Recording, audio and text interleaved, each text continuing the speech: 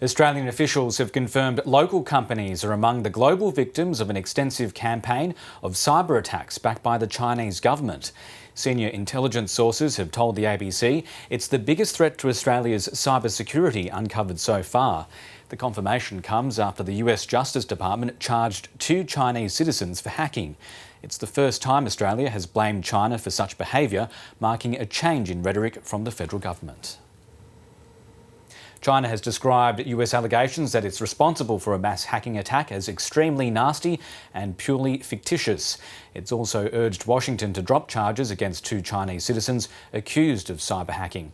China correspondent Bill Birtles has more from Beijing. China's Foreign Ministry has issued a pretty strongly worded statement describing the US allegations as purely fictitious, extremely nasty, extremely harmful to US-China relations, violating international relations norms.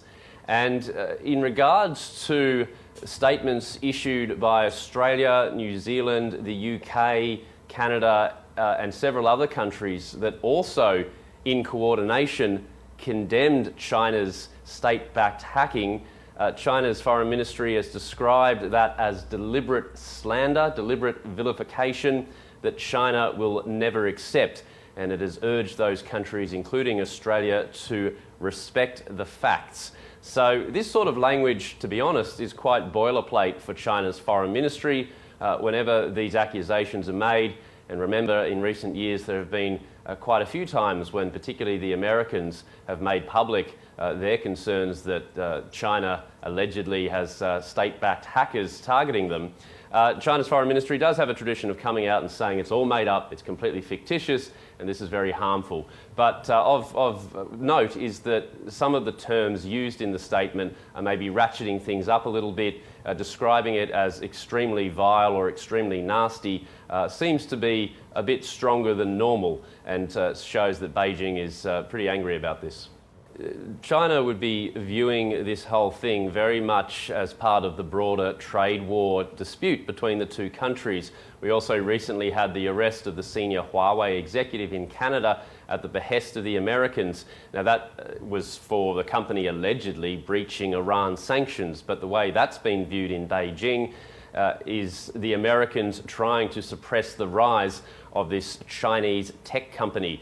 So these allegations of Ministry of State Security-backed hackers targeting 45 American companies, targeting the US military, and also targeting companies in other countries, including Australia, I would suggest that China's Foreign Ministry and China's official state media will seek to portray that as a broader part of US strategy trying to contain China's technological rise. There are a few cases involving national security at the moment between China and the US, aside from this one, where the Americans have charged 2 Chinese nationals, but they're presumably in China. They're linked with an organisation in the city of Tianjin, just down the road from Beijing. It's not as though they're ever going to go to the US and face a US courtroom. But there's another case at the moment involving an alleged Chinese spy who, in an operation, was lured to Europe. Supposedly, he was trying to obtain commercial secrets related to aviation, but the whole thing was a setup. He was arrested by police in Europe and extradited to the US, and that case is still ongoing. So there's been a real escalation in the US pushing back against what it claims is Chinese espionage activity, but also publicly naming and shaming China or Chinese agents.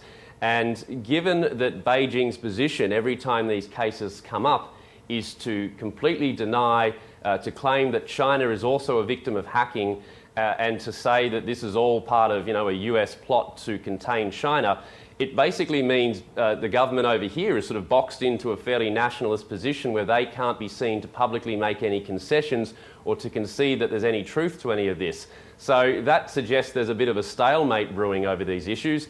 But on the plus side, as you know, the ongoing trade dispute that is in the midst of a 3-month truce on tariffs.